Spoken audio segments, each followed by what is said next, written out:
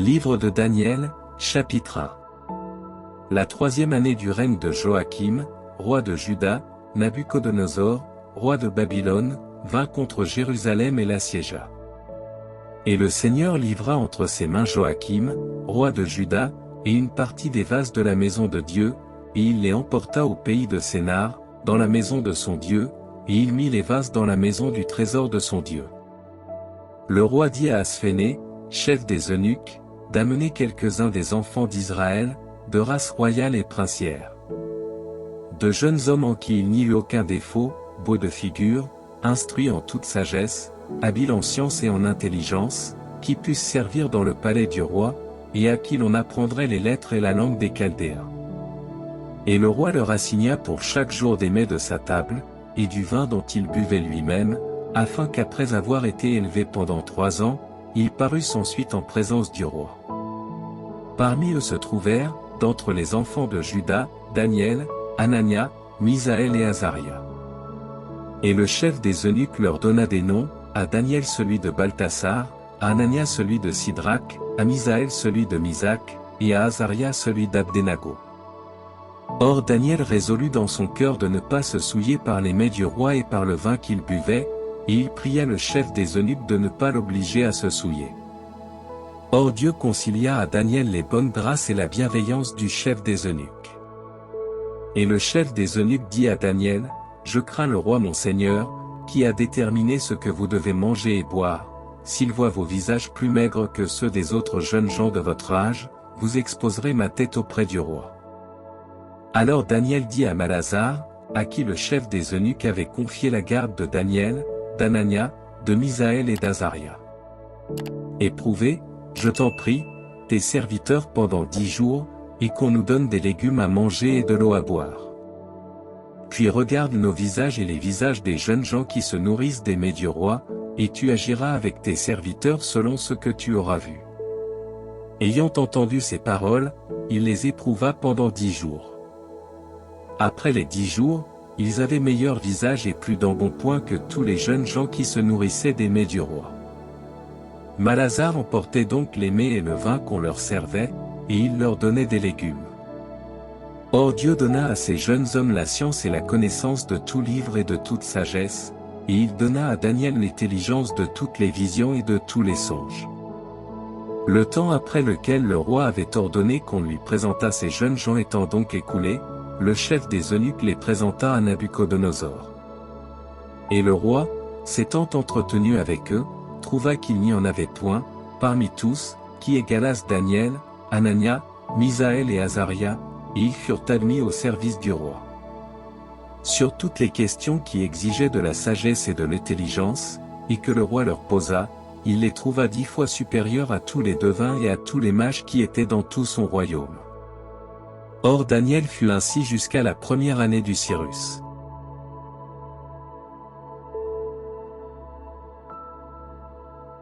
Livre de Daniel, chapitre 2. La seconde année de son règne, Nabuchodonosor eut un songe, dont son esprit fut effrayé, puis ce songe lui échappa. Le roi ordonna donc de rassembler les devins, les mages, les enchanteurs et les Chaldéens, pour qu'ils lui fissent connaître ses songes. Ils vinrent et se présentèrent devant le roi. Et le roi leur dit, « J'ai eu un songe, mais mon esprit est confus, et j'ignore ce que j'ai vu. » Les Chaldéens répondirent au roi en langue syriaque, « Ô roi, vis éternellement, dis le songe à tes serviteurs, et nous en donnerons l'interprétation. » Le roi répondit aux Chaldéens, « La chose m'a échappé, si vous ne me faites pas connaître le songe et ce qu'il signifie, vous périrez tous, et vos maisons seront confisquées. Maïs, si vous me racontez le songe et ce qu'il signifie, vous recevrez de moi des dons, des présents et des grands honneurs. Faites-moi donc connaître le songe et son interprétation. » Ils répondirent pour la seconde fois, et ils dirent, « Que le roi dise le songe à ses serviteurs, et nous lui en donnerons l'interprétation. » Le roi répondit, « Je vois bien que vous cherchez à gagner du temps, parce que vous savez que la chose m'a échappé. Si donc vous ne me faites pas connaître le songe, vous subirez tous la même sentence, parce que vous m'auriez donné une interprétation trompeuse et pleine de fausseté, pour m'entretenir jusqu'à ce que le temps se passe. » dites-moi le songe, afin que je sache que l'interprétation que vous en donnerez sera véritable. Les Chaldéens répondirent au roi, il n'y a pas d'homme sur la terre, ô roi, qui puisse accomplir ton ordre, et il n'y a pas de roi, quelque grand et puissant qu'il fût, qui ait jamais demandé une pareille chose à un devin, à un magicien et à un Chaldéen. Car ce que tu demandes, ô roi, est difficile, et on ne trouvera personne qui puisse l'indiquer en ta présence, excepté les dieux, qui n'ont pas de commerce avec les hommes. À cette réponse, le roi entra en fureur, et, dans son extrême colère, il ordonna qu'on fît périr tous les sages de Babylone. Cet arrêt ayant été prononcé, les sages étaient mis à mort, et on cherchait Daniel et ses compagnons pour les faire périr. Alors Daniel s'informa de la loi et de la sentence auprès d'Arioc, chef de la milice du roi, qui était sorti pour mettre à mort les sages de Babylone. Et comme il avait reçu cet ordre du roi, Daniel lui demanda pour quel motif le roi avait prononcé une sentence si cruelle. Arioc ayant exposé l'affaire à Daniel. Daniel se présenta devant le roi, et le pria de lui accorder du temps pour donner au roi la solution. Et étant entré dans sa maison, il déclara ce qui se passait à Anania, Misaël et Azaria, ses compagnons. Afin qu'ils implorassent la miséricorde du Dieu du ciel sur ce mystère, et que Daniel et ses compagnons ne périssent pas avec les autres sages de Babylone. Alors le mystère fut révélé à Daniel dans une vision pendant la nuit, et Daniel bénit le Dieu du ciel. Et dit, que le nom du Seigneur soit béni de siècle en siècle, parce que la sagesse et la force sont à lui. C'est lui qui change les temps et les âges, qui transfère et qui établit les royaumes, qui donne la sagesse aux sages, et la science à ceux qui ont l'intelligence. C'est lui qui révèle les choses profondes et cachées, et qui connaît ce qui est dans les ténèbres, et la lumière est avec lui. Dieu de nos pères, je vous rends grâce et je vous loue, parce que vous m'avez donné la sagesse et la force, et maintenant vous m'avez montré ce que nous vous avons demandé, car vous nous avez découvert le secret du roi. Après cela Daniel alla trouver Arioc, à qui le roi avait ordonné de faire mourir les sages de Babylone, et il lui parla ainsi, ne fais pas mourir les sages de Babylone, conduis-moi en présence du roi, et je lui donnerai la solution. Alors Arioc conduisit promptement Daniel auprès du roi, et lui dit, j'ai trouvé un homme d'entre les captifs des enfants de Juda, qui donnera au roi la solution. Le roi répondit et dit à Daniel, surnommé Balthasar, penses-tu pouvoir véritablement me dire le songe que j'ai eu, et son interprétation? Daniel répondit en présence du roi et dit, le mystère dont le roi s'enquiert, les sages, les mages, les devins et les augures ne peuvent le découvrir au roi. Mais il y a dans le ciel un Dieu qui révèle les mystères, et qui t'a montré, ô roi, ce qui doit arriver dans les derniers temps. Voici ton songe et les visions qui t'ont traversé l'esprit sur ta couche. Tu commenças, ô roi, à penser à ce qui devait arriver après ce temps-ci, et celui qui révèle les mystères t'a montré les choses à venir.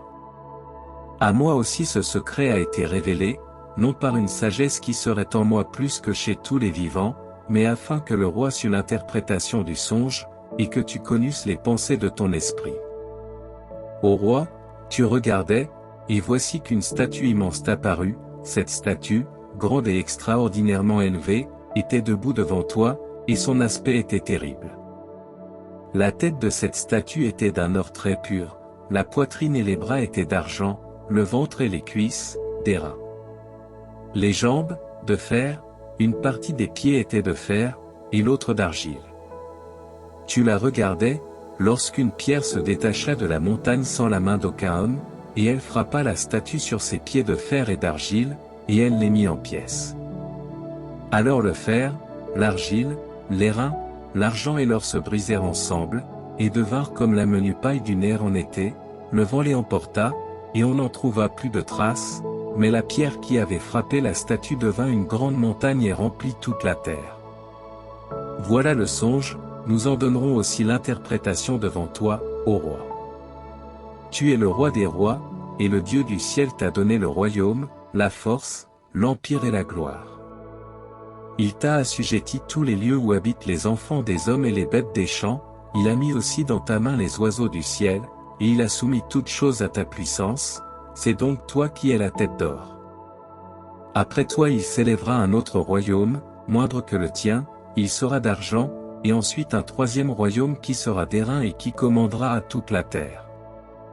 Le quatrième royaume sera comme le fer, de même que le fer brise et donc toute chose, ainsi il brisera et il réduira tout cela en poudre. Mais, comme tu as vu que les pieds et les doigts des pieds étaient en partie d'argile de potier et en partie de fer, le royaume, quoique prenant son origine du fer, sera divisé, selon que tu as vu que le fer était mêlé avec la terre et l'argile. Et comme les doigts des pieds étaient en partie de fer et en partie de terre, le royaume sera solide en partie, et en partie fragile. Et comme tu as vu que le fer était mêlé avec la terre et l'argile, ils se mêleront aussi par des alliances humaines, mais ils ne demeureront pas unis, de même que le fer ne peut se mêler avec l'argile. Au temps de ces royaumes, le Dieu du ciel suscitera un royaume qui ne sera jamais détruit, et ce royaume ne sera pas livré à un autre peuple, il brisera et anéantira tous ces autres royaumes, et lui-même subsistera éternellement. Comme tu as vu que la pierre qui avait été détachée de la montagne, sans la main d'aucun homme, a brisé l'argile, le fer, l'airain, l'argent et l'or, le grand Dieu a fait voir au roi ce qui doit arriver plus tard. Le songe est véritable et l'interprétation en est certaine. Alors le roi Nabuchodonosor se prosterna la face contre terre et adora Daniel, et il ordonna qu'on lui offrît des victimes et de l'encens. Parlant ensuite à Daniel, le roi dit, « Votre Dieu est véritablement le Dieu des dieux, et le Seigneur des rois, et celui qui révèle les mystères, puisque tu as pu dévoiler ce secret. » Alors le roi éleva Daniel au plus haut honneur et lui fit de nombreux et magnifiques présents, il lui donna le gouvernement de toutes les provinces de Babylone, et l'établit chef suprême de tous les sages de Babylone. Daniel demanda au roi, qu'il accorda, de donner à Sidrac, à Misac et à Abdenago l'intendance des affaires de la province de Babylone. Quant à Daniel, il était à la cour du roi.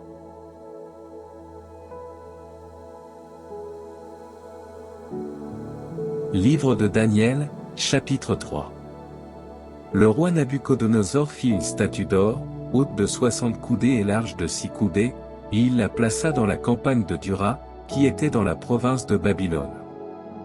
Le roi Nabuchodonosor envoya ensuite l'ordre de rassembler les satrapes, les magistrats, les juges, les chefs, les intendants, les préfets et tous les gouverneurs des provinces, afin qu'ils assistassent à la dédicace de la statue érigée par le roi Nabuchodonosor. Alors les satrapes, les magistrats, les juges, les chefs, les intendants, les premiers officiers du royaume et tous les gouverneurs des provinces s'assemblèrent pour assister à la dédicace de la statue qu'avait érigée le roi Nabuchodonosor. Ils se tenaient debout devant la statue qu'avait dressée le roi Nabuchodonosor. Et un héros criait à haute voix, « Peuple, tribus et langues, voici ce qu'on vous ordonne.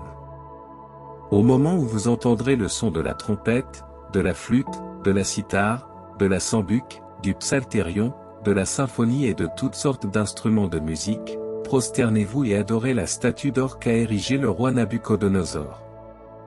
Si quelqu'un ne se prosterne pas et n'adore pas, il sera à l'instant même jeté dans une fournaise embrassée. C'est pourquoi, aussitôt que tous les peuples entendirent le son de la trompette, de la flûte, de la cithare, de la sambuc, du psalterion, de la symphonie et de toutes sortes d'instruments de musique, tous les peuples, les tribus et les langues se prosternèrent et adorèrent la statue d'or qu'avait érigée le roi Nabuchodonosor. Aussitôt et dans le même moment, les Chaldéens, s'approchant, accusèrent les Juifs. Et dirent au roi Nabuchodonosor, « Ô roi, vis éternellement. Roi, tu as donné l'ordre que tout homme qui entendrait le son de la trompette, de la flûte, de la cithare, de la sambuc, du psalterion, de la symphonie et de toutes sortes d'instruments de musique, se prosterna et adora la statue d'or.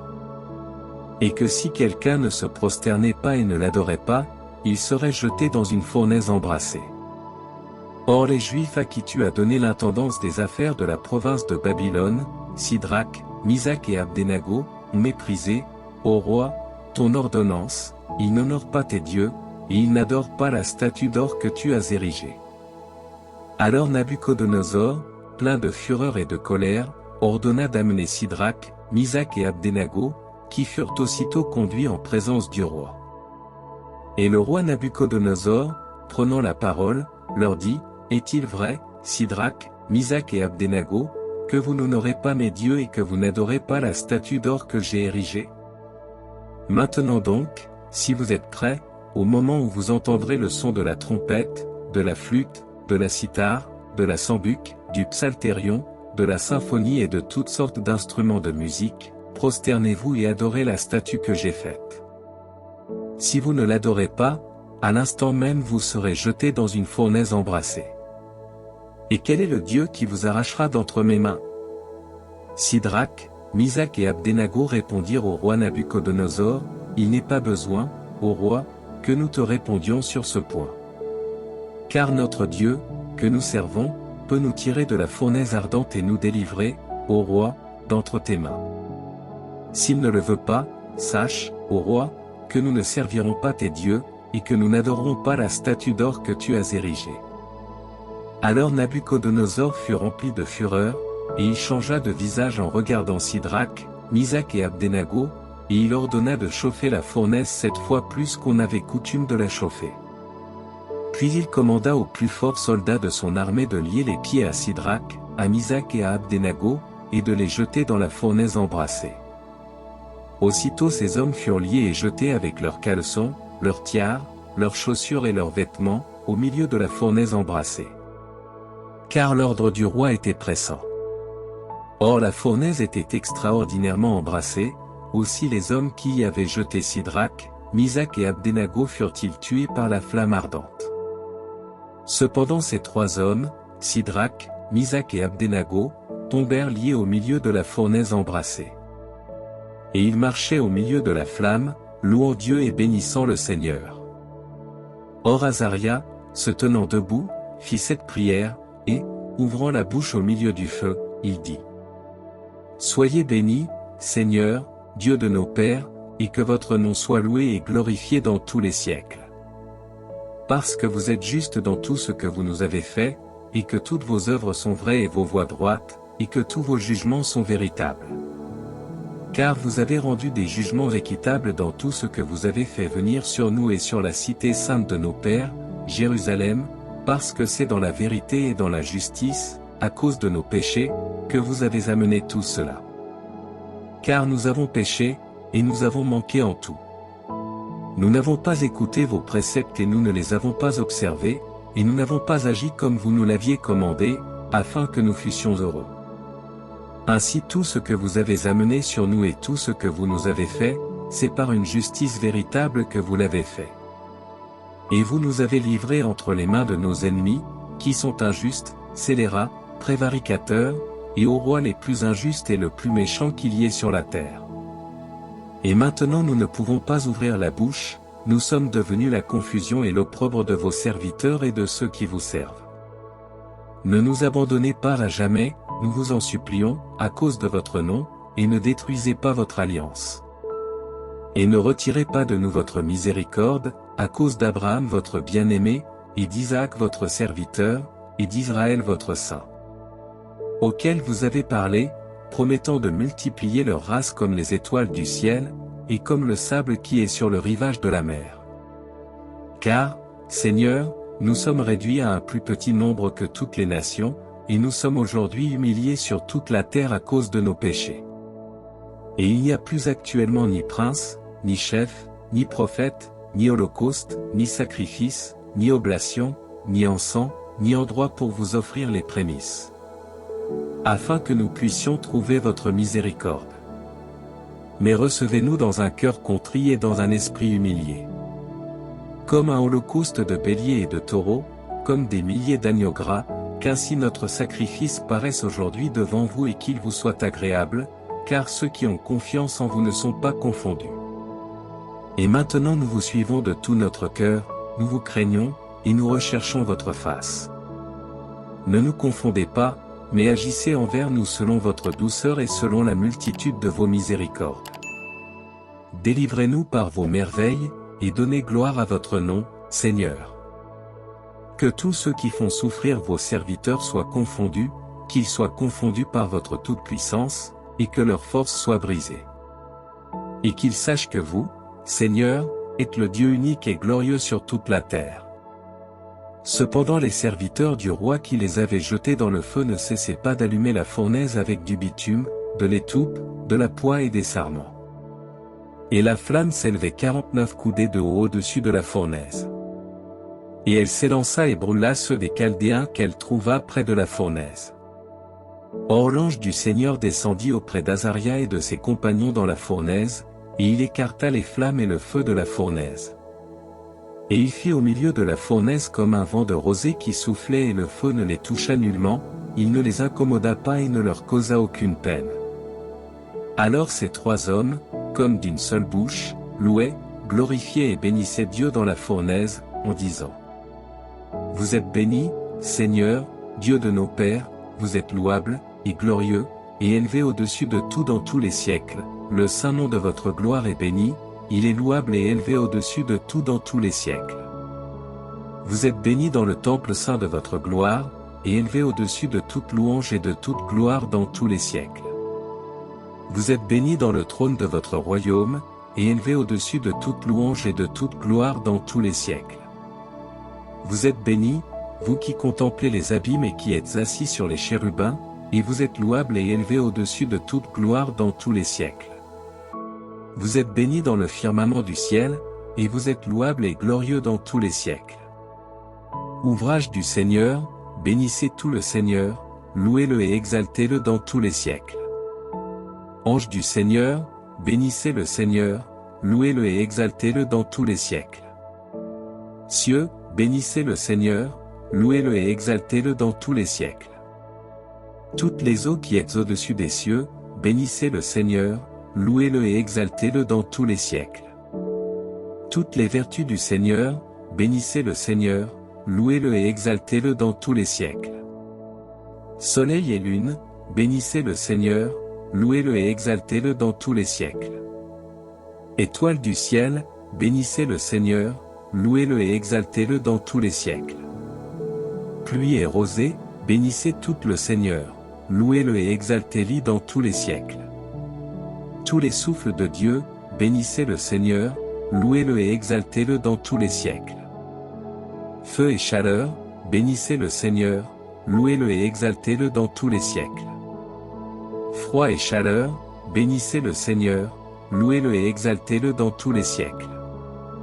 Rosée et bruine, bénissez le Seigneur, louez-le et exaltez-le dans tous les siècles. Gelée et froid, bénissez le Seigneur, louez-le et exaltez-le dans tous les siècles.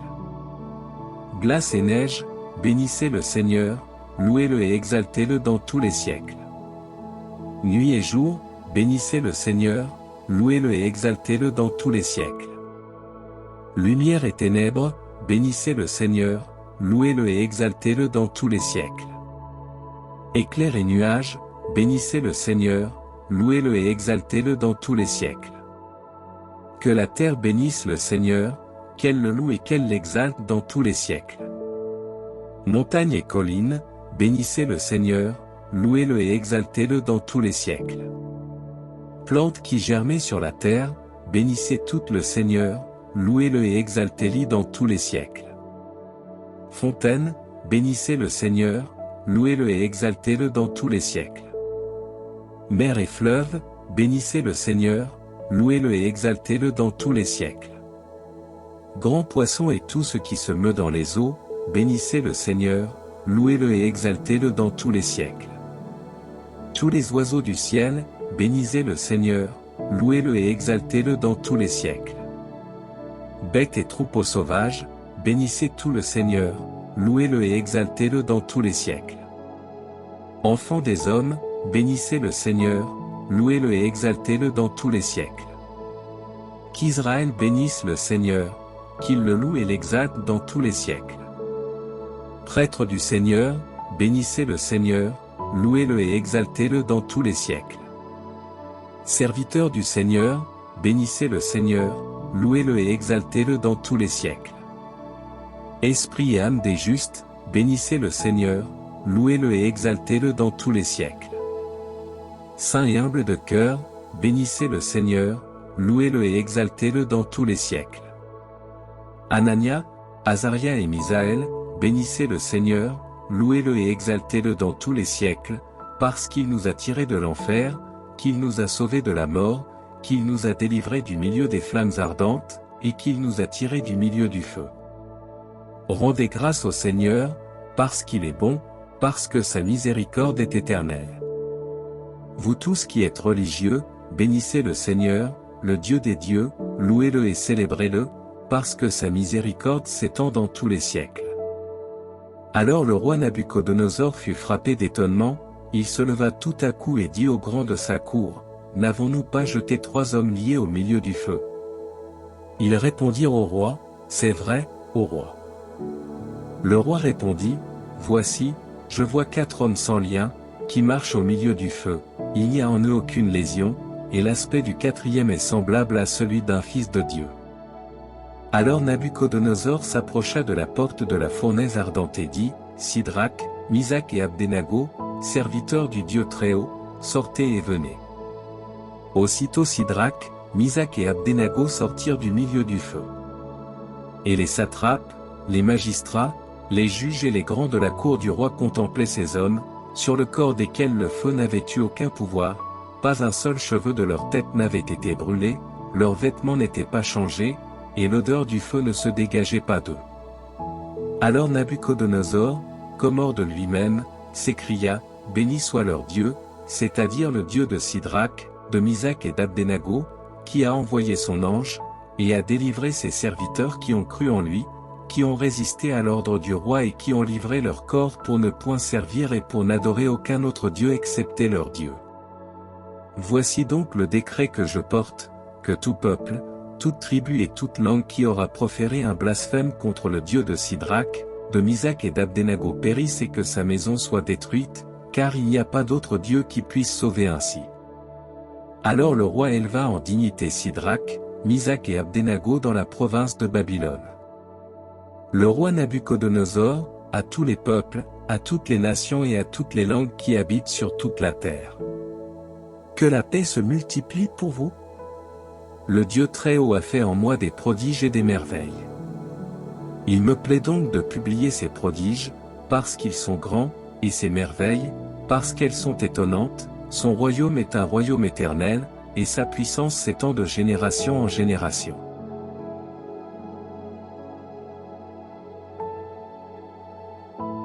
Livre de Daniel, chapitre 4.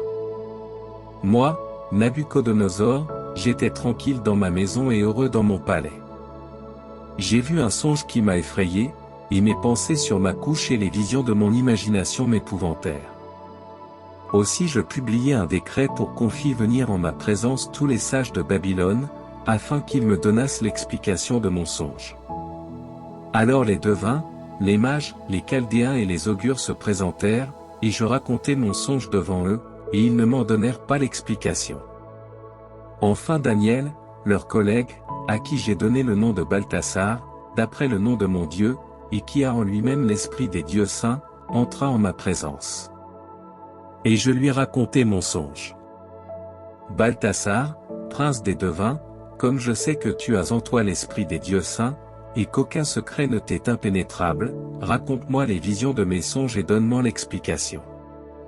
Voici la vision de mon esprit lorsque j'étais sur ma couche, je regardais, et voici qu'il y avait un arbre au milieu de la terre, et sa hauteur était extrême. C'était un arbre grand et fort, et sa cime atteignait le ciel, on l'apercevait jusqu'aux extrémités de toute la terre. Ses feuilles étaient très belles, et ses fruits très abondants, il portait de la nourriture pour tous. Sous lui habitaient les animaux et les bêtes sauvages, les oiseaux du ciel demeuraient sur ses branches, et toute chair trouvait en lui sa nourriture. Je regardais, dans la vision de mon esprit, sur ma couche, et voici, un de ceux qui veillent et qui sont saints descendit du ciel. Il cria avec force, et il dit, abattez l'arbre, coupez ses branches, faites tomber ses feuilles et dispersez ses fruits, que les bêtes qui sont dessous s'enfuient, ainsi que les oiseaux qui sont sur ses branches. Cependant laissez en terre le germe de ses racines, qu'il soit lié avec une chaîne de fer et d'airain parmi les herbes des champs, qu'il soit trempé de la rosée du ciel, et qu'il ait, avec les bêtes sauvages, l'herbe de la terre pour son partage. Que son cœur d'homme soit changé, et qu'on lui donne un cœur de bête, et que 7 ans passent sur lui. Cette sentence a été portée par ceux qui veillent, c'est la parole et la demande des saints, jusqu'à ce que les vivants connaissent que le Très-Haut domine sur le royaume des hommes, qu'il le donne à qui il lui plaît, et qu'il établit roi le plus humble des hommes. Voilà le songe que j'ai eu, moi le roi Nabuchodonosor. Hâte-toi donc, Balthasar, de m'en donner l'explication, car tous les sages de mon royaume n'ont pu me l'interpréter, mais toi, tu le peux, car l'esprit des dieux saints est en toi. Alors Daniel, surnommé Balthasar, commença à penser en lui-même en silence, pendant près d'1 heure, et ses pensées le troublaient.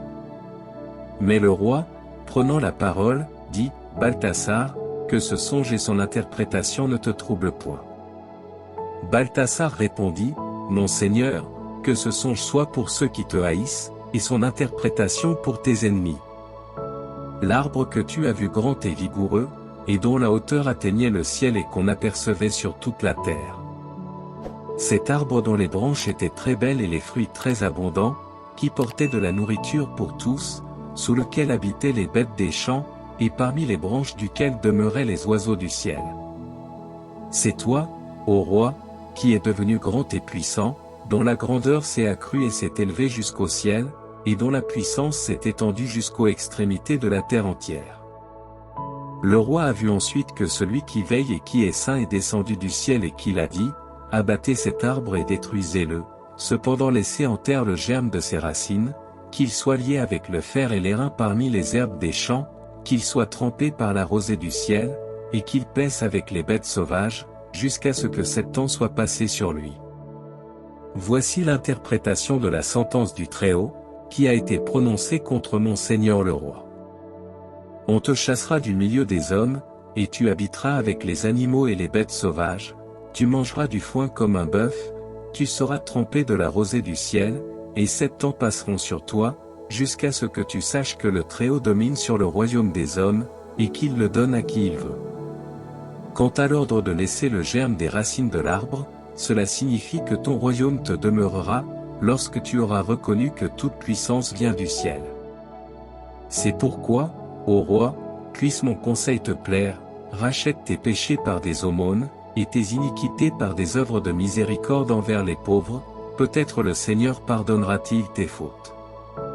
Toutes ces choses arrivèrent au roi Nabuchodonosor. Après 12 mois, il se promenait dans le palais de Babylone.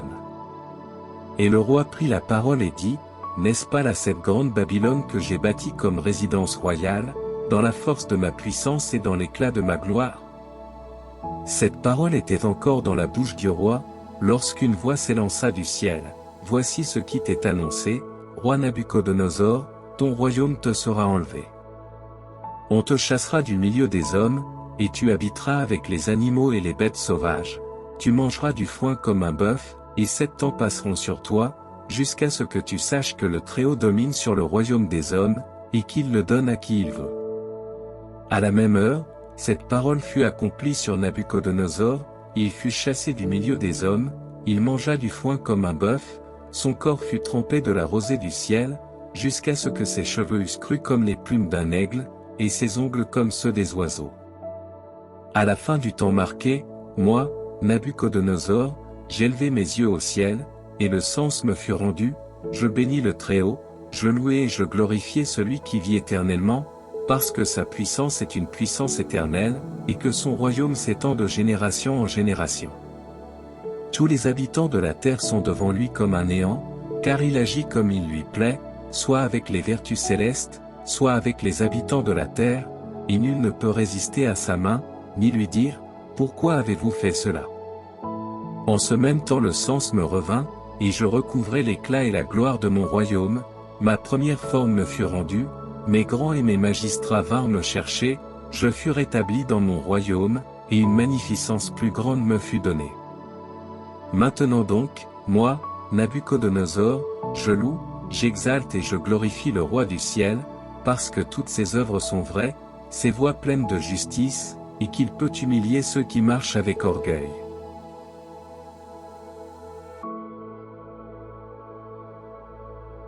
Livre de Daniel, chapitre 5. Le roi Balthasar fit un grand festin à 1000 des grands de sa cour, et chacun buvait selon son âge. Le roi, déjà pris de vin, ordonna qu'on apportât les vases d'or et d'argent que son père Nabuchodonosor avait enlevés du temple de Jérusalem, afin que le roi, ses grands, ses femmes et ses concubines s'en servissent pour boire. Alors on apporta les vases d'or et d'argent qui avaient été enlevés du temple de Jérusalem, et le roi, ses grands, ses femmes et ses concubines s'en servirent pour boire. Ils buvaient du vin et ils louaient leurs dieux d'or et d'argent, d'airain, de fer, de bois et de pierre. Au même instant apparurent des doigts et comme la main d'un homme qui écrivait en face du candélabre, sur la paroi du mur de la salle royale, et le roi voyait les doigts de la main qui écrivait. Alors le visage du roi se changea, et ses pensées le troublèrent, et les jointures de ses reins se relâchèrent, et ses genoux se choquaient l'un l'autre. Le roi cria donc avec force qu'on fît venir les mages, les Chaldéens et les augures, et le roi, prenant la parole, dit aux sages de Babylone, « Quiconque lira cette écriture et m'en donnera l'interprétation sera revêtu de pourpre, aura un collier d'or à son cou et sera le troisième dans mon royaume. » Tous les sages du roi, étant alors entrés, ne purent ni lire l'écriture, ni en donner l'interprétation au roi. Aussi le roi Balthasar fut-il très troublé, et son visage fut changé, et les grands furent troublés comme lui. Mais la reine, à cause de ce qui était arrivé au roi et à ses grands, entra dans la salle du festin et dit, « Ô roi, vis éternellement. Que tes pensées ne te troublent point, et que ton visage ne se change pas. Il y a dans ton royaume un homme qui a en lui l'esprit des dieux saints, et, du temps de ton père, on a trouvé en lui la science et la sagesse. Aussi le roi Nabuchodonosor, ton père, l'établit chef des mages, des enchanteurs, des Chaldéens et des augures, ton père, dis-je, au roi. Parce qu'on trouva dans cet homme, dans Daniel, à qui le roi donna le nom de Balthasar, un esprit supérieur, de la prudence, de l'intelligence, le don d'interpréter les songes, de découvrir les secrets et de résoudre les questions les plus difficiles. Qu'on appelle donc maintenant Daniel, et il donnera l'interprétation. Daniel fut donc introduit devant le roi, et le roi lui dit, « Es-tu Daniel, l'un des captifs des enfants de Juda, que le roi mon père a amené de Judée? On m'a dit de toi que tu as l'esprit des dieux, et qu'il s'est trouvé en toi une science, une intelligence et une sagesse supérieure. Je viens de faire venir devant moi les sages et les mages, pour lire cette écriture et pour m'en indiquer l'interprétation, et ils n'ont pu me dire quel est le sens des mots. Mais on m'a dit de toi que tu peux expliquer les choses obscures et résoudre les questions embarrassées, si donc tu peux lire cette écriture et m'en indiquer l'interprétation, tu seras revêtu de pourpre et tu porteras un collier d'or à ton cou, et tu seras le troisième prince dans mon royaume. » Daniel, répondant à ces paroles, dit en présence du roi, « Que tes présents soient à toi, et donne à un autre les biens de ta maison, je te lirai néanmoins cette écriture, ô roi, et je t'en indiquerai l'interprétation. » Ô roi, le Dieu Très-Haut donna à Nabuchodonosor, ton père, le royaume, la grandeur, la gloire et l'honneur. Et, à cause de la grandeur qu'il lui avait donnée, tous les peuples, toutes les nations et toutes les langues le craignaient et tremblaient devant lui, il faisait mourir ceux qu'il voulait, il frappait ceux qu'il voulait, il élevait ceux qu'il voulait, et il abaissait ceux qu'il voulait. Mais, après que son cœur se fut élevé et que son esprit se fut affermi dans l'orgueil, il fut déposé de son trône royal, sa gloire lui fut enlevée.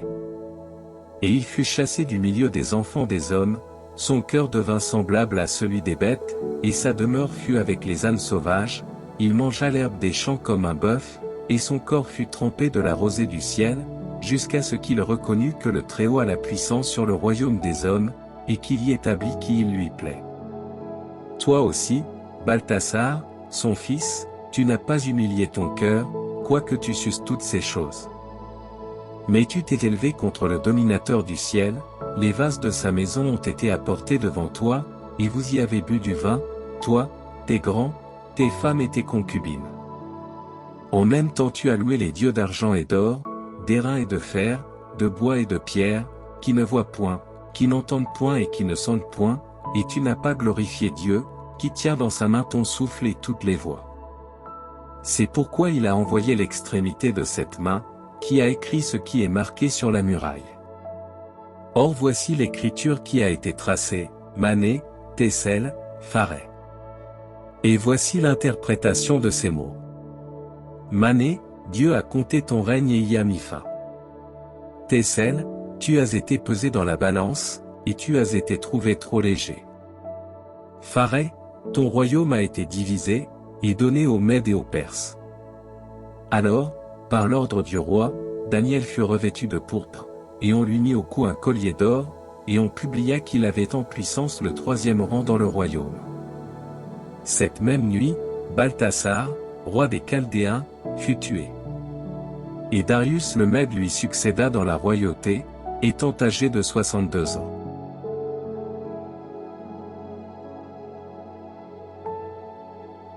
Livre de Daniel, chapitre 6. Il plut à Darius d'établir sur son royaume 120 satrapes, qui devaient être dans tout son royaume. Il mit au-dessus 2-3 princes, dont Daniel était un, afin que ces satrapes leur rendissent compte et que le roi n'éprouvât aucun souci. Daniel surpassait donc tous les princes et tous les satrapes, parce que l'Esprit de Dieu était plus abondant en lui.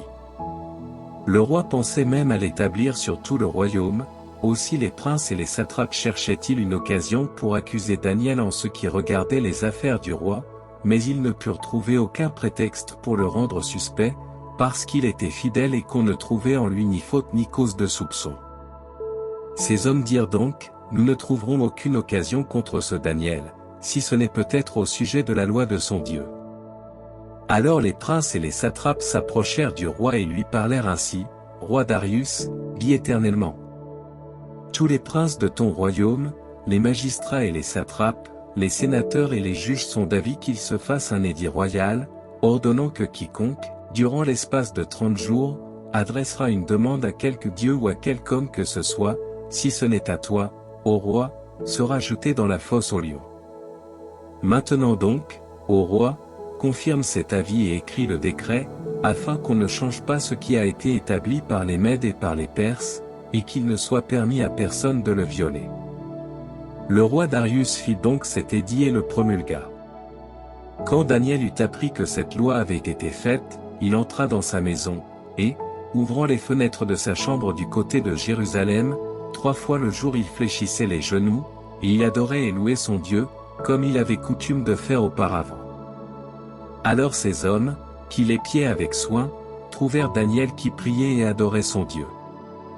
Et se présentant devant le roi, ils lui dirent au sujet de l'édit, Ô roi, n'as-tu pas ordonné que tout homme qui, pendant l'espace de 30 jours, prierait quelqu'un des dieux ou des hommes, excepté toi, ô roi, serait jeté dans la fosse aux lions? Le roi leur répondit, Vous dites vrai, c'est une loi des Perses et des Mèdes, qu'il n'est pas permis de violer.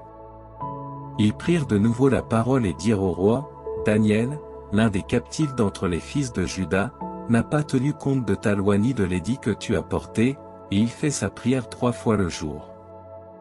Lorsque le roi eut entendu cela, il fut très affligé, et il prit en son cœur la résolution de délivrer Daniel, et jusqu'au coucher du soleil il s'efforçait de le sauver. Mais ces hommes, comprenant l'intention du roi, lui dirent, Sache, ô roi, que c'est une loi des Mèdes et des Perses qu'il n'est permis de rien changer dans tout édit que le roi a établi. Alors le roi donna un ordre, et on amena Daniel, et on le jeta dans la fosse aux lions. Et le roi dit à Daniel, Ton Dieu, que tu adores sans cesse, te délivrera. On apporta une pierre, et on la mit sur l'ouverture de la fosse, et le roi la scella de son sceau et du sceau de ses grands, de peur qu'on ne fît quelque chose contre Daniel.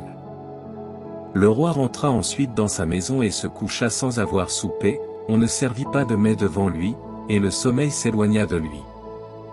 Le roi se leva dès le point du jour et alla en toute hâte à la fosse des lions. Et, s'approchant de la fosse, il appela Daniel d'une voix triste et lui dit, Daniel, serviteur du Dieu vivant, ton Dieu que tu sers sans cesse a-t-il bien pu te délivrer des lions?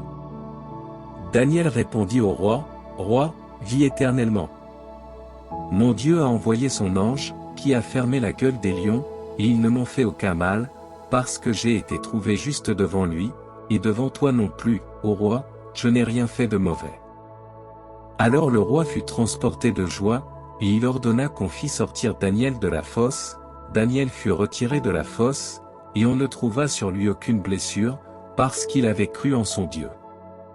Sur l'ordre du roi, on amena les hommes qui avaient accusé Daniel, et ils furent jetés dans la fosse aux lions, eux, leurs enfants et leurs femmes, et avant qu'ils fussent venus jusqu'au pavé de la fosse, les lions les saisirent et brisèrent tous leurs os. Alors le roi Darius écrivit à tous les peuples, à toutes les nations et à toutes les langues qui habitaient sur toute la terre, que la paix se multiplie pour vous.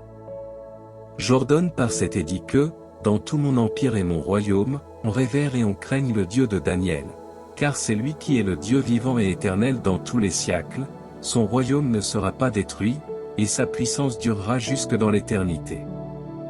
C'est lui qui est le libérateur et le sauveur, qui fait des prodiges et des merveilles dans le ciel et sur la terre, c'est lui qui a délivré Daniel de la fosse aux lions. Or Daniel demeura jusqu'au règne de Darius, et au règne de Cyrus le Perse.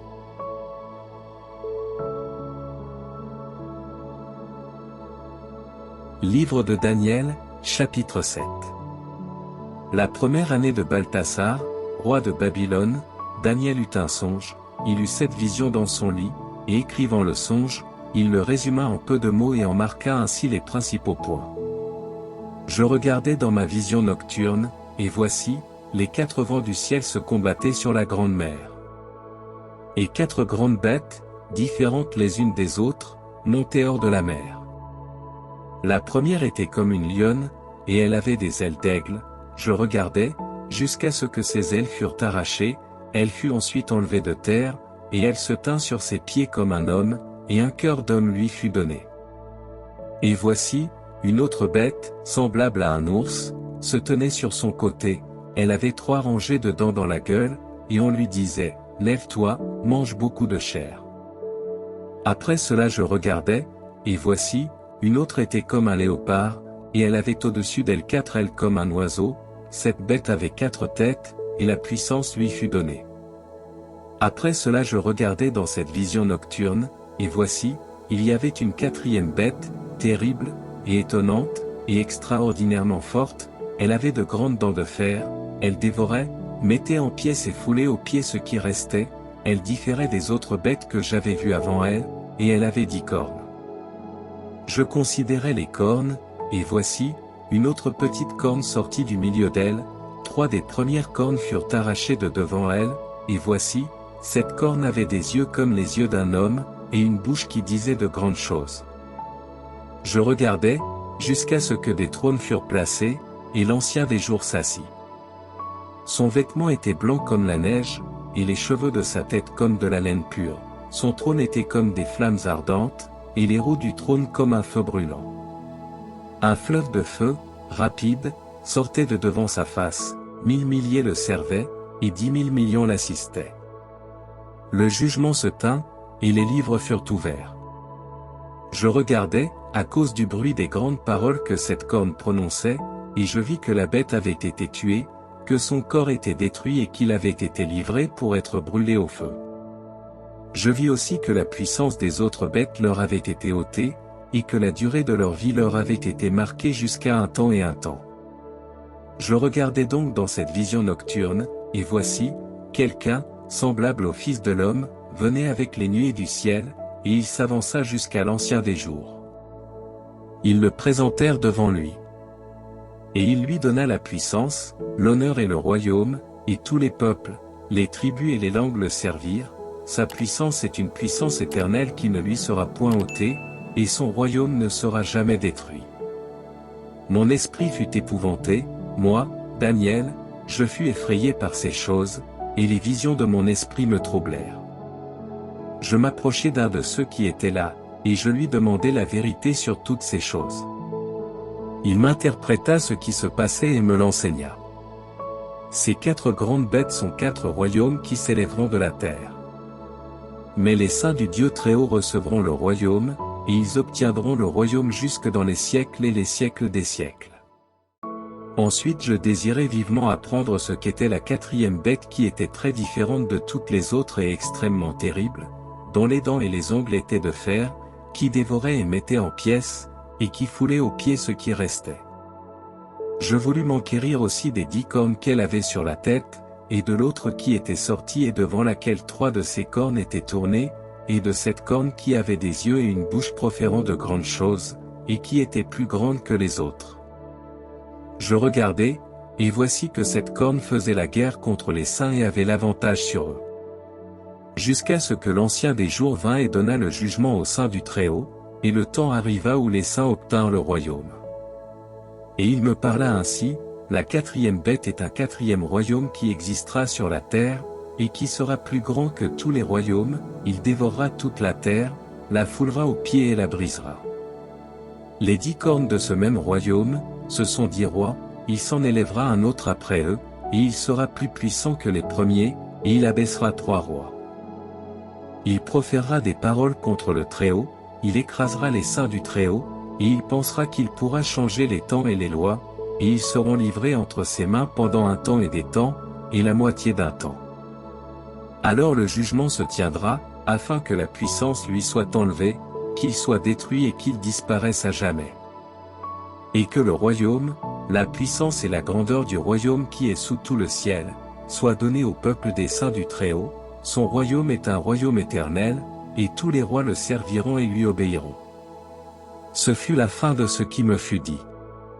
Moi, Daniel, j'étais fort troublé dans mes pensées, et mon visage en fut changé, mais je conservai ces paroles dans mon cœur.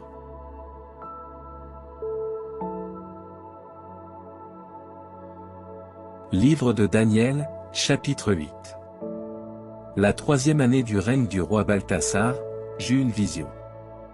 Moi, Daniel, après ce que j'avais vu au commencement. Je vis dans ma vision, lorsque j'étais au château de Suse, qui est au pays des lames, je vis donc dans cette vision que j'étais à la porte de l'Ulaï. Je levai les yeux et je vis, et voici qu'un bélier se tenait devant le marais, il avait des cornes élevées, et l'une était plus haute que l'autre et croissait peu à peu. Après cela, je vis que ce bélier donnait des coups de corne contre l'Occident, contre l'Aquilon et contre le Midi, et toutes les bêtes ne pouvaient lui résister, ni se délivrer de sa main, il fit ce qu'il voulut, et il devint puissant. Et j'étais attentif, et voici qu'un bouc venait de l'Occident sur la face de toute la terre, sans toucher la terre, or ce bouc avait une grande corne entre les yeux. Il vint jusqu'à ce bélier qui avait des cornes, et que j'avais vu se tenir devant la porte, et il courut sur lui avec l'impétuosité de sa force. Lorsqu'il se fut approché du bélier, il l'attaqua avec furie et le frappa, et il lui brisa les 2 cornes, sans que le bélier pût lui résister, et l'ayant jeté par terre, il le foula aux pieds, et personne ne pouvait délivrer le bélier de sa main. Or le bouc devint extraordinairement grand, et, lorsqu'il eut cru, sa grande corne se rompit, et 4 cornes poussaient au-dessous, vers les 4 vents du ciel. Mais de l'une d'elles il sortit une petite corne qui s'agrandit vers le Midi, vers l'Orient et vers la force. Et elle s'éleva jusqu'à la puissance du ciel, et elle fit tomber des forts et des étoiles, et elle les foula aux pieds. Elle s'éleva jusqu'au prince de la force, et lui enleva le sacrifice perpétuel, et renversa le lieu de son sanctuaire.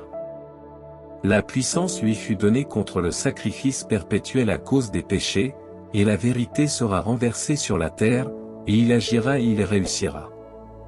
Alors j'entendis un des saints qui parlait, et un saint dit à un autre, je ne sais lequel, qui lui parlait, jusqu'à quand durera la vision, et le sacrifice perpétuel, et le péché de désolation? Jusqu'à quand le sanctuaire et la force seront-ils foulés aux pieds? Et il lui dit, jusqu'au soir et au matin, 2300 jours, et le sanctuaire sera purifié.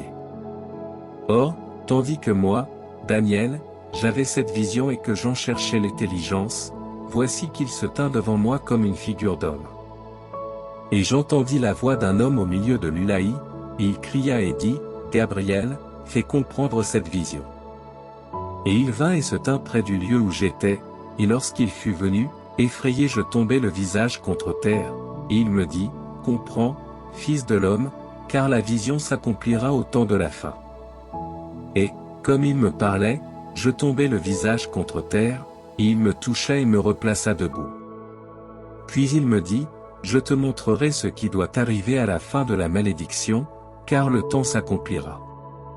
Le bélier que tu as vu, et qui avait des cornes, est le roi des Mèdes et des Perses. Le bouc est le roi des Grecs, et la grande corne qui était entre ses yeux est le premier roi. Les 4 cornes qui se sont élevées après que la première a été rompue sont 4 rois qui s'élèveront de sa nation, mais non avec sa force. Et après leur règne, lorsque les iniquités se seront accrues, il s'élèvera un roi au visage impudent et qui comprendra les énigmes. Sa puissance s'accroîtra, mais non par ses propres forces, et il ravagera tout au-delà de ce que l'on peut croire, et il réussira et agira. Il fera mourir les forts et le peuple des saints. Selon sa volonté, sa main dirigera la ruse et son cœur deviendra arrogant, et, dans l'abondance des prospérités, il fera mourir beaucoup d'hommes, il s'élèvera contre le prince des princes, puis il sera brisé sans la main des hommes. Cette vision du soir et du matin dont il s'agit est véritable, celle donc cette vision, car elle n'arrivera qu'après des jours nombreux. Et moi, Daniel, je fus longuement malade pendant plusieurs jours, et quand je me levai, je travaillais aux affaires du roi, et j'étais étonné de la vision, et il n'y avait personne pour l'interpréter.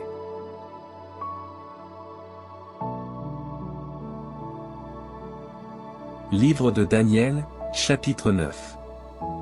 La première année de Darius, fils d'Assuéru, de la race des Mèdes, qui régna sur l'empire des Chaldéens.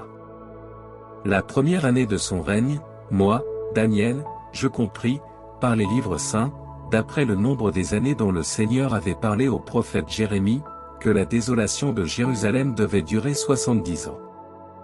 Je tournai mon visage vers le Seigneur mon Dieu, pour le prier et le conjurer dans les jeûnes, le sac et la cendre. Je priai le Seigneur mon Dieu, je lui fis cette confession et je dis, je vous supplie, Seigneur, Dieu grand et terrible, qui gardez votre alliance et votre miséricorde envers ceux qui vous aiment et qui observent vos commandements.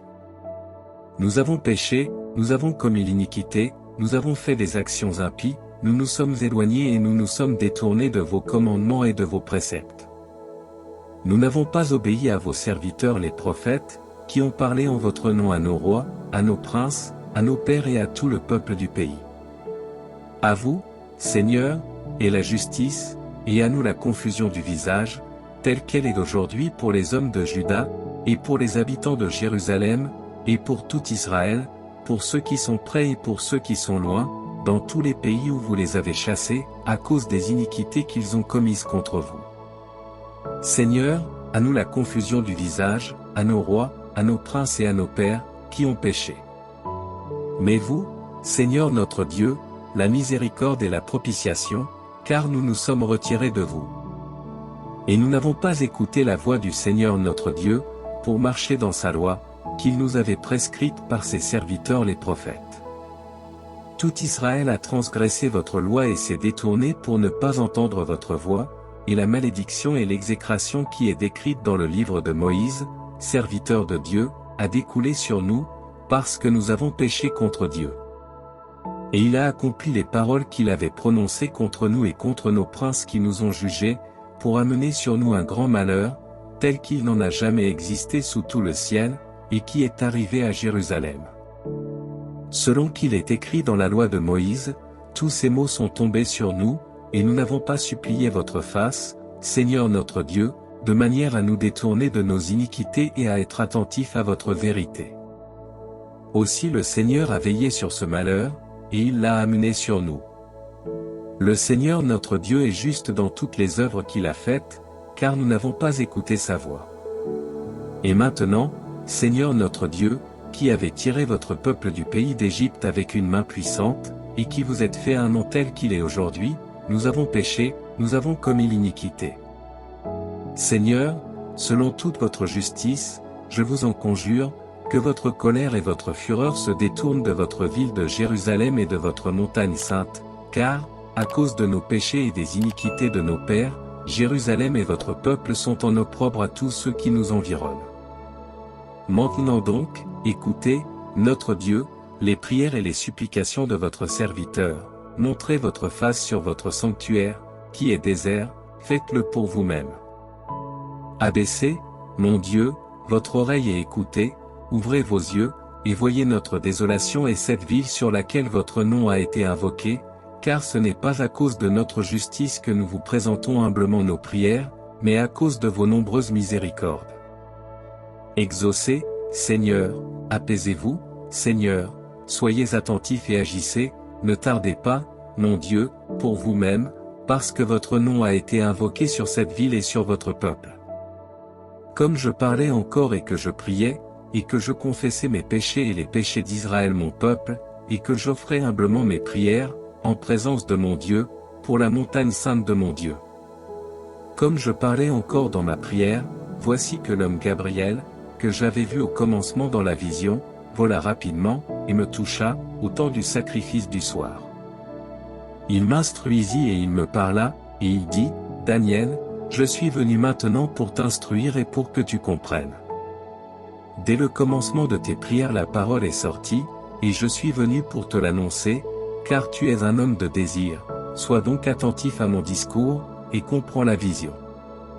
70 semaines ont été décrétées sur ton peuple et sur ta ville sainte, pour que la prévarication soit abolie, que le péché trouve sa fin, que l'iniquité soit effacée, que la justice éternelle soit amenée, que la vision et la prophétie soient accomplies, et que le Saint des Saints reçoive l'onction. Sache donc et remarque.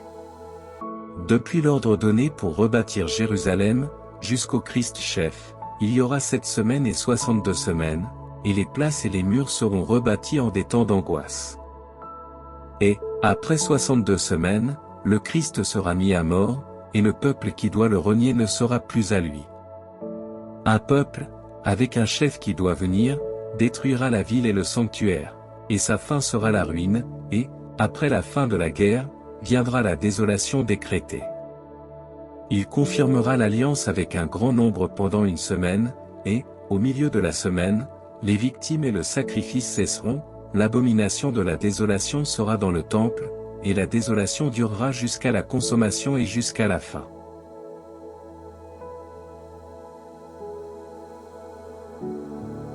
Livre de Daniel, chapitre 10. La 3e année de Cyrus, roi des Perses, une parole fut révélée à Daniel, surnommé Balthasar, parole vraie et grande force, et il comprit la parole, car il est besoin d'intelligence dans les visions. En ces jours-là, moi, Daniel, je pleurais tous les jours pendant 3 semaines. Je ne mangeais pas de pain agréable au goût, ni chair ni vin n'entrèrent dans ma bouche, et je ne menis d'aucun parfum, jusqu'à ce que ces 3 semaines fussent accomplies. Le 24e jour du 1er mois, j'étais près du grand fleuve qui est le Tigre. Et je levai les yeux et je vis, et voici qu'il y avait un homme vêtu de lin, et dont les reins étaient ceints d'or très pur.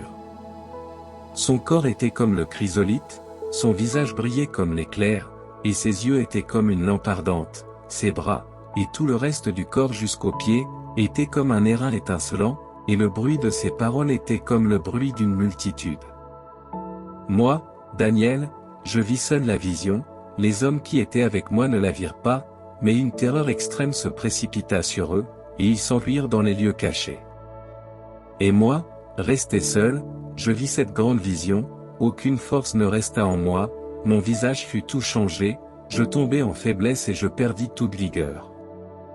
J'entendis le bruit de ces paroles, et, l'entendant, je gisais sur ma face, consterné, et mon visage était collé à terre. Et voici qu'une main me toucha, et me dressa sur mes genoux et sur mes mains.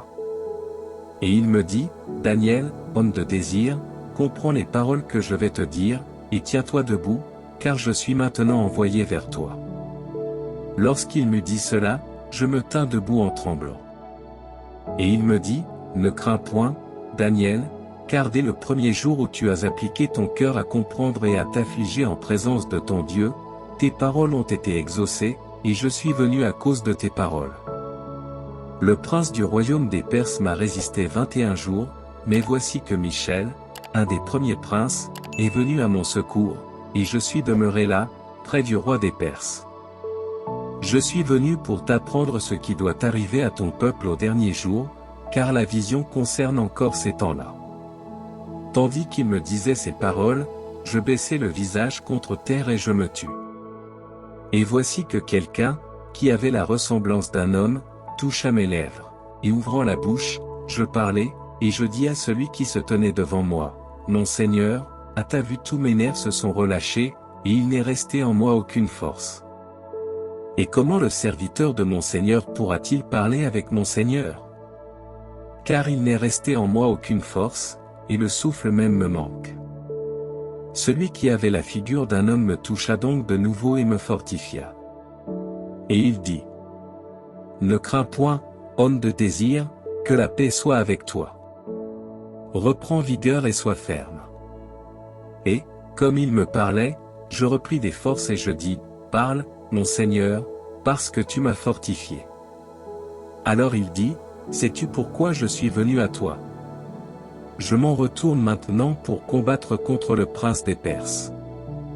Lorsque je sortais, le prince des Grecs est apparu. Mais je t'annoncerai ce qui est marqué dans l'écriture de vérité, et nul ne m'aide dans toutes ces choses, sinon Michel, votre prince.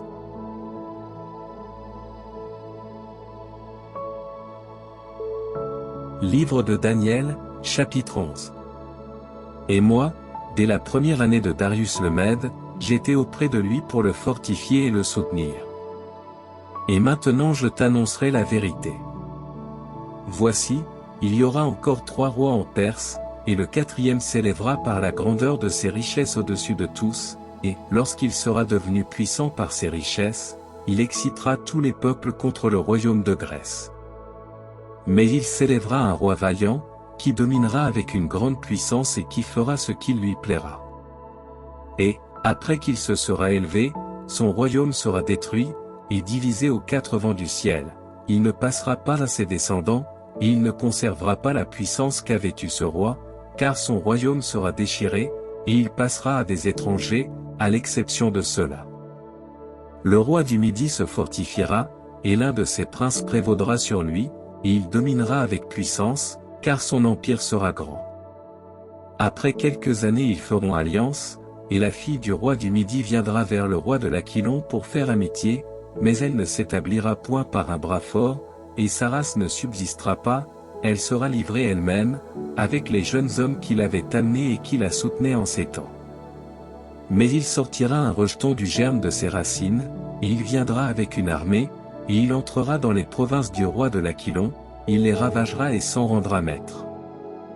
Bien plus, il emmènera captifs en Égypte leurs dieux, leurs statues et leurs vases précieux d'argent et d'or, et il prévaudra sur le roi de l'Aquilon.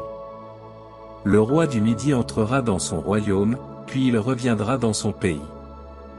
Ses fils s'animeront et réuniront de puissantes armées, et l'un d'eux viendra en toute hâte, comme un torrent qui déborde, il reviendra ensuite, et, plein d'ardeur, il combattra contre les forces du Midi.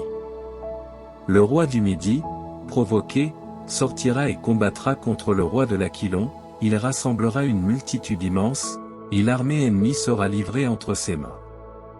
Il s'emparera de cette multitude, et son cœur s'élèvera, il renversera des milliers nombreux, mais il ne triomphera pas.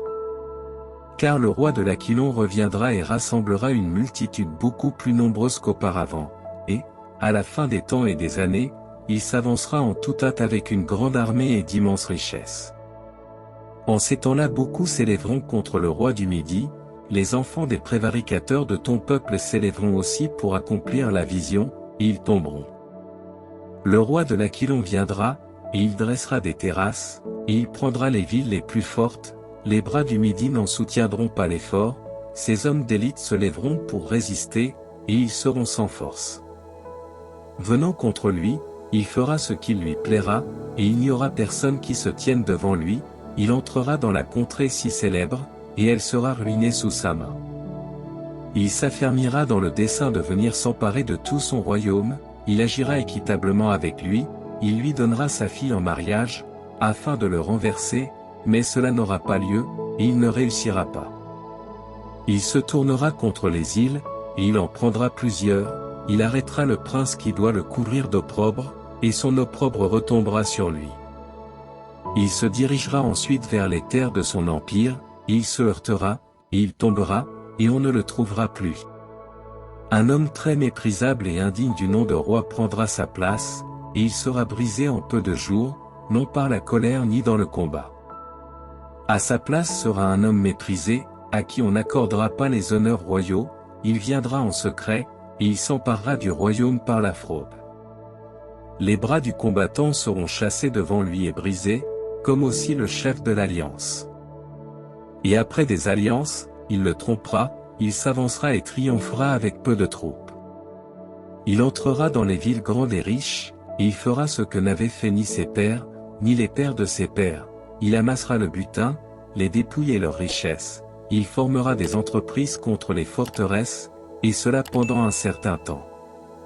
Sa force et son cœur s'exciteront contre le roi du Midi, avec une grande armée, et le roi du Midi sera provoqué à la guerre par de grands secours et de fortes troupes, mais elles ne tiendront pas, car on méditera de mauvais desseins contre lui. Et ceux qui mangeront du pain avec lui le ruineront, son armée sera accablée, et les morts tomberont en grand nombre. Le cœur des deux rois sera porté à faire le mal, et à la même table ils proféreront le mensonge, et ils ne réussiront pas, car la fin est pour un autre temps. Il retournera dans son pays avec de grandes richesses, son cœur sera hostile à l'alliance sainte, il agira et il retournera dans son pays. Au temps prescrit, il retournera et reviendra vers le Midi, et son dernier état ne sera pas semblable au premier.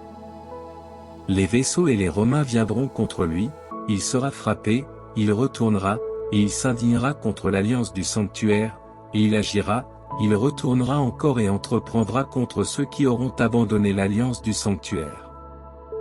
Des bras sortiront de lui et violeront le sanctuaire de la force, ils feront cesser le sacrifice perpétuel, et ils mettront l'abomination dans la désolation.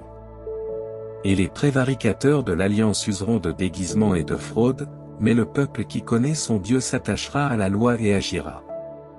Les savants parmi le peuple en instruiront un grand nombre, et ils tomberont par l'épée, par la flamme, par la captivité et par des brigandages prolongés. Après être tombés, ils seront soulagés par un faible secours, et plusieurs se joindront à eux par hypocrisie. Il y en aura parmi les savants qui succomberont, pour passer par le feu, et devenir pur et blanc jusqu'au temps prescrit, car il y aura encore un autre temps. Le roi fera ce qu'il voudra, il s'élèvera et se grandira contre tout Dieu, il parlera insolemment contre le Dieu des dieux, il réussira jusqu'à ce que la colère soit accomplie, car il a été ainsi arrêté. Il n'aura aucun égard au Dieu de ses pères, et il sera dans la passion des femmes, il ne se souciera d'aucun des dieux, car il s'élèvera contre toute chose. Il révérera le Dieu Maozim dans son temple, et il honorera avec l'or, l'argent, les pierres précieuses et ce qu'il y a de plus beau, un Dieu que ses pères ont ignoré. Et il fortifiera Maozim au moyen du Dieu étranger qu'il a connu, il multipliera leur gloire, il leur donnera de la puissance en beaucoup de choses, et il partagera la terre gratuitement. Et au temps marqué, le roi du Midi combattra contre lui, et le roi de l'Aquilon viendra contre lui comme une tempête, avec des chars, et des cavaliers, et une grande flotte, il entrera dans les terres, et il les ravagera, et il passera à travers. Il entrera dans le pays de gloire, et plusieurs provinces succomberont. Celles-ci seules seront sauvées de ses mains, Édom, Moab et la principauté des enfants d'Ammon. Il étendra sa main sur les contrées, et le pays d'Égypte n'échappera point. Il se rendra maître des trésors d'or et d'argent, et de tout ce qu'il y a de précieux en Égypte, il passera aussi à travers la Libye et l'Éthiopie. Des nouvelles de l'Orient et de l'Aquilon le troubleront, et il viendra avec de grandes troupes pour briser et pour massacrer des hommes nombreux. Il dressera sa tente à Apanno, entre les mers, sur la montagne célèbre et sainte, et il ira jusqu'à son sommet, et personne ne lui viendra en aide.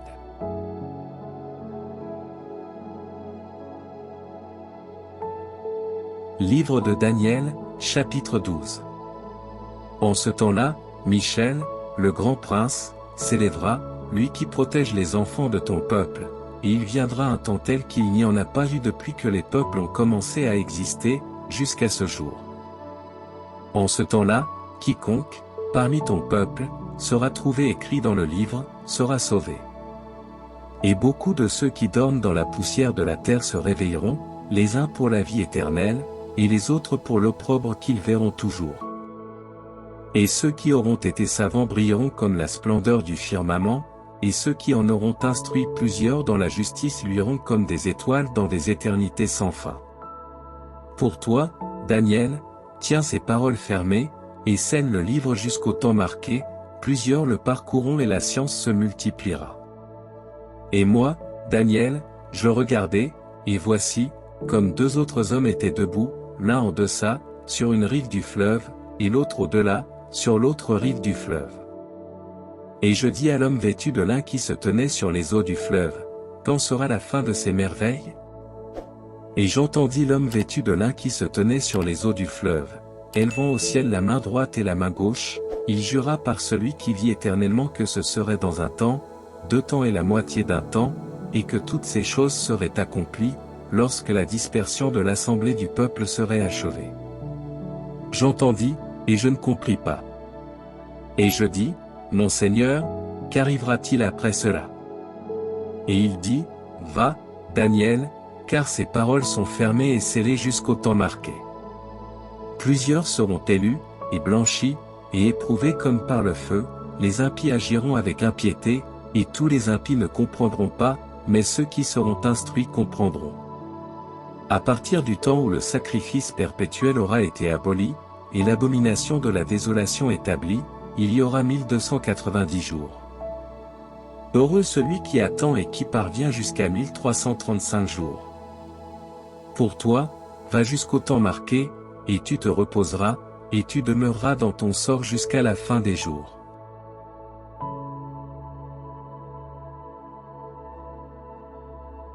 Livre de Daniel, chapitre 13. Il y avait un homme qui habitait à Babylone, et dont le nom était Joachim. Il prit une femme nommée Suzanne, fille d'Elsia, parfaitement belle et craignant Dieu. Car ses parents, qui étaient justes, avaient instruit leur fille selon la loi de Moïse. Or Joachim était très riche, et il avait un jardin fruitier près de sa maison, et les Juifs affluaient chez lui, parce qu'il était le plus honorable de tous. On avait établi pour juges, cette année-là, 2 vieillards d'entre le peuple, c'est d'eux que le Seigneur a dit, l'iniquité est sortie de Babylone par des vieillards qui étaient juges, qui semblaient conduire le peuple. Ceux-là fréquentaient la maison de Joachim, et tous ceux qui avaient des affaires à juger venaient les y trouver. Lorsque la foule était partie, sur le midi, Suzanne entrait et se promenait dans le jardin de son mari. Ces vieillards Y voyaient tous les jours entrer et se promener, et ils brûlèrent de passion pour elle. Ils pervertirent leurs sens, ils détournèrent leurs yeux, pour ne pas voir le ciel et pour ne se pas souvenir des justes jugements. Ils étaient donc tous deux blessés de son amour, mais ils ne s'entredirent point leur peine. Car ils rougissaient de se découvrir l'un à l'autre leur passion, voulant corrompre Suzanne. Et ils cherchaient tous les jours, avec grand soin, à la voir. Ils se dirent l'un à l'autre: allons chez nous, car c'est l'heure du dîner, et étant sortis, ils se séparèrent l'un de l'autre. Mais, revenant aussitôt, ils se rencontrèrent, et, après s'en être demandé mutuellement la raison, ils avouèrent leur passion, et alors ils fixèrent ensemble un temps où ils pourraient la trouver seule. Comme ils cherchaient un jour convenable, il arriva que Suzanne entra, selon la coutume, accompagnée seulement de 2 jeunes filles, et elle voulut se baigner dans le jardin, car il faisait chaud. Et il n'y avait la personne que les 2 vieillards, qui étaient cachés et qui la regardaient. Elle dit donc aux jeunes filles: apportez-moi de l'huile et des parfums et fermez les portes du jardin, afin que je me baigne. Elles firent ce qu'elle avait commandé, elles fermèrent les portes du jardin et elles sortirent par une porte de derrière, pour apporter ce qu'elle avait ordonné, et elles ne savaient pas que les vieillards furent cachés à l'intérieur. Lorsque les jeunes filles furent sorties, les 2 vieillards se levèrent, coururent à Suzanne et lui dirent: voici, les portes du jardin sont fermées, personne ne nous voit. Et nous brûlons de passion pour toi, rends-toi donc à notre désir et unis-toi à nous. Si tu refuses, nous témoignerons contre toi, et nous dirons qu'un jeune homme était avec toi, et que c'est pour cela que tu as renvoyé tes jeunes filles. Suzanne gémit et dit: l'angoisse m'entoure de tous côtés, car si je fais cela, c'est la mort pour moi, si je ne le fais pas, je n'échapperai pas de vos mains. Mais il est meilleur pour moi de tomber sans motif entre vos mains, que de pécher en la présence du Seigneur. » Alors Suzanne poussa un grand cri, et les vieillards crièrent aussi contre elle. Et l'un d'eux courut à la porte du jardin et l'ouvrit. Ayant entendu crier dans le jardin, les serviteurs de la maison se précipitèrent par la porte de derrière, pour voir ce que c'était. Après que les vieillards eurent parlé, les serviteurs éprouvèrent une grande honte, parce qu'on n'avait jamais rien dit de semblable de Suzanne. Le lendemain arriva, et le peuple étant venu chez Joachim son mari, les deux vieillards y vinrent aussi, pleins d'une résolution criminelle contre Suzanne, pour lui faire perdre la vie. Et ils dirent devant le peuple, envoyez chercher Suzanne, fille d'Elsia, femme de Joachim. On y envoya aussitôt, et elle vint avec ses parents, ses enfants et tous ses proches. Or Suzanne était d'une délicatesse et d'une beauté parfaite. Ces méchants ordonnèrent qu'on lui ôtât son voile, car elle était voilée, afin de se rassasier au moins en cette manière de sa beauté. Les siens et tous ceux qui l'avaient connue pleuraient. Alors les deux vieillards, se levant au milieu du peuple, mirent leurs mains sur sa tête. Elle, en pleura, leva les yeux au ciel, car son cœur avait confiance dans le Seigneur. Et les vieillards dirent, comme nous nous promenions seuls dans le jardin, cette femme est entrée avec deux servantes, elle a fermé les portes du jardin et elle a renvoyé les jeunes filles. Et un jeune homme, qui était caché, est venu et a péché avec elle. Nous étions dans un coin du jardin, et, voyant cette iniquité, nous sommes accourus à eux, et nous les avons vus s'unir. Lui, nous n'avons pu le prendre, parce qu'il était plus fort que nous, et qu'ayant ouvert la porte, il s'est échappé. Mais elle, après l'avoir prise, nous lui avons demandé quel était ce jeune homme, et elle n'a pas voulu nous le dire. C'est de quoi nous sommes témoins. La multitude les crut, parce qu'ils étaient des anciens et des juges du peuple, et ils la condamnèrent à mort. Alors Suzanne poussa un grand cri et dit, Dieu éternel, qui pénétrait ce qui est caché, et qui connaissait toutes choses avant qu'elles arrivent.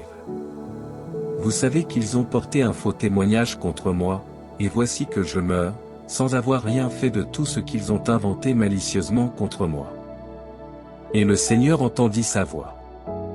Et comme on la conduisait à la mort, le Seigneur suscita l'Esprit Saint d'un jeune enfant nommé Daniel, qui cria à haute voix, « Je suis pur du sang de cette femme. » Tout le peuple se tourna vers lui et dit, « Quelle est cette parole que tu as proférée ?» Se tenant debout au milieu d'eux, il dit, « Êtes-vous assez insensés, fils d'Israël, pour condamner, sans la juger et sans connaître la vérité, une fille d'Israël? Jugez-la de nouveau, car ils ont porté un faux témoignage contre elle. » Le peuple revint donc en grande hâte, et les vieillards dirent à Daniel, « Viens, et prends place au milieu de nous, et instruis-nous, puisque Dieu t'a donné l'honneur de la vieillesse. » Daniel dit au peuple, « Séparez-les l'un de l'autre, et je les jugerai. » Lorsqu'ils eurent été séparés l'un de l'autre, Daniel appela l'un d'eux et lui dit, « Homme vieilli dans le mal, les péchés que tu as commis autrefois viennent maintenant sur toi. Qui rendait des jugements injustes, qui opprimait les innocents et qui relâchait les coupables, quoique le Seigneur ait dit, tu ne feras pas mourir l'innocent et le juste. Maintenant donc, si tu l'as vu, dis sous quel arbre tu les as vus parler ensemble. » Il dit, sous un lentisque. Daniel lui dit, vraiment tu as menti contre ta tête, car voici que l'ange de Dieu, ayant reçu son arrêt, te coupera en deux. Après l'avoir renvoyé, il ordonna qu'on fît venir l'autre, et il lui dit, race de Chanaan, et nom de Juda, la beauté t'a séduit, et la passion a perverti ton cœur.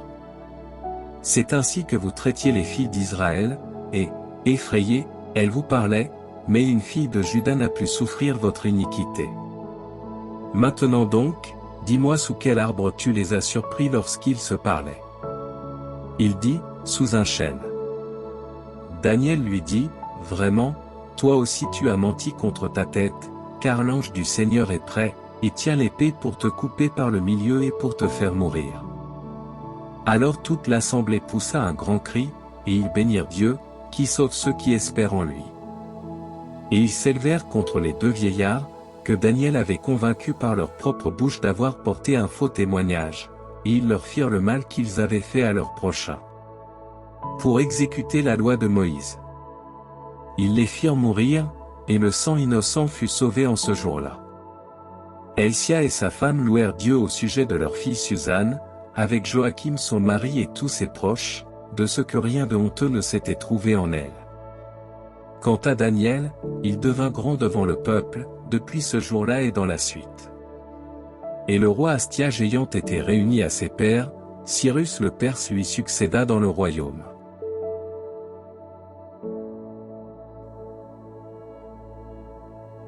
Livre de Daniel, chapitre 14. Daniel mangeait à la table du roi, qu'il avait honoré au-dessus de tous ses amis.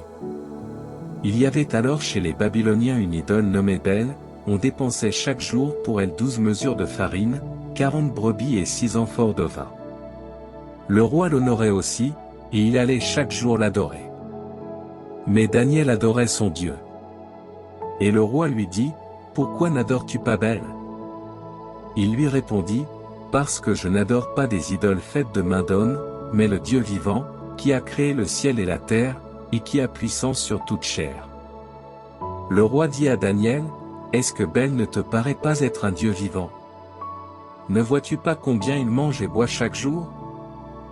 Daniel dit en souriant, « Ne t'y trompe pas, ô roi, ce Bel est debout au-dedans et d'airain au dehors, et il ne mange jamais. » Alors le roi irrité appela les prêtres de Bel et leur dit, « Si vous ne me dites quel est celui qui mange tous ces aliments, vous mourrez. Mais si vous me montrez que c'est Bel qui mange tout cela, Daniel mourra, parce qu'il a blasphémé contre Bel. » Daniel dit au roi, « Qu'il soit fait selon ta parole. » Or les prêtres de Bel étaient au nombre de 70, sans compter leurs femmes, leurs enfants et leurs petits-enfants. Le roi alla avec Daniel au temple de Bel. Et les prêtres de Bel dirent, « Voici, nous allons sortir, et toi, ô roi, fais apporter les mets et servir le vin, puis ferme la porte et scelle-la de ton anneau. Et quand tu seras entré demain matin, si tu ne trouves pas que Bel a tout mangé, nous mourrons, nous, ou Daniel qui a menti contre nous. » Ils parlaient ainsi avec mépris parce qu'ils avaient fait sous la table une entrée secrète, par laquelle ils venaient toujours pour dévorer les offrandes. Après donc que les prêtres furent sortis, le roi plaça les mets devant Bel, et Daniel commanda à ses serviteurs d'apporter de la cendre, et il la répandit par tout le temple devant le roi. Ils sortirent ensuite et fermèrent la porte, et, l'ayant scellée avec l'anneau du roi, ils s'en allèrent. Les prêtres entrèrent durant la nuit, selon leur coutume, avec leurs femmes et leurs enfants, et ils mangèrent et burent tout. Le roi se leva dès la pointe du jour, et Daniel vint avec lui. Et le roi dit, « Daniel, le sceau est-il intact ?» Il répondit, « Il est intact, ô roi. » Aussitôt le roi, ayant ouvert la porte et voyant la table, s'écria à haute voix, « Tu es grand, ô Bel, et il n'y a pas en toi de tromperie. » Daniel se mit à rire, et retenant le roi pour qu'il n'avançât pas dans l'intérieur, il dit, « Voici le pavé, remarque de qui sont ces traces. » Le roi dit, « Je vois des traces de pieds d'hommes, et de femmes, et de petits-enfants. » Et le roi fut irrité. Il fit alors saisir les prêtres, leurs femmes et leurs enfants, et ils lui montrèrent les petites portes secrètes par où ils entraient pour manger ce qui était sur la table. Le roi les fit mettre à mort, et il livra Bel au pouvoir de Daniel, qui le renversa ainsi que son temple. Il y avait aussi en ce lieu-là un grand dragon, que les Babyloniens adoraient. Et le roi dit à Daniel, « Voici, maintenant tu ne peux pas dire que celui-ci n'est pas un Dieu vivant, adore-le donc. » Daniel dit, « J'adore le Seigneur mon Dieu, parce que c'est lui qui est un Dieu vivant, mais celui-ci n'est point un Dieu vivant. Mais toi, ô roi, donne-moi la permission, et je tuerai ce dragon, sans épée ni bâton. » Le roi dit, « Je te la donne. » Daniel prit donc de la poix, de la graisse et des poils, il fit cuire tout ensemble, et il en fit des masses, qu'il mit dans la gueule du dragon, et le dragon creva. Et Daniel dit, « Voilà celui que vous adoriez. » Lorsque les Babyloniens eurent appris cela, ils s'indignèrent violemment, et, s'étant assemblés contre le roi, ils dirent, le roi est devenu juif, il a renversé Bel, il a tué le dragon et il a fait mourir les prêtres. Ils vinrent donc trouver le roi et ils lui dirent, livre-nous Daniel, autrement nous te tuerons, avec toute ta maison. Le roi vit donc qu'ils le pressaient avec violence, et, contraint par la nécessité, il leur livra Daniel. Ils le jetèrent dans la fosse aux lions, et il y demeura 6 jours. Or il y avait dans la fosse 7 lions, et on leur donnait chaque jour 2 corps et 2 brebis, mais on ne leur en donna point alors, afin qu'ils dévorassent Daniel. Cependant le prophète Habacuc était en Judée, il avait fait cuire des aliments, et il avait broyé du pain dans un vase, et il allait au champ les porter aux moissonneurs. Et l'ange du Seigneur dit à Habacuc, porte à Babylone le repas que tu as, pour Daniel, qui est dans la fosse aux lions.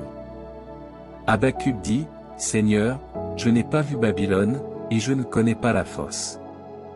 Alors l'ange du Seigneur le prit par le haut de la tête et le porta par les cheveux, et il le déposa à Babylone, au-dessus de la fosse, avec l'impétuosité de son esprit.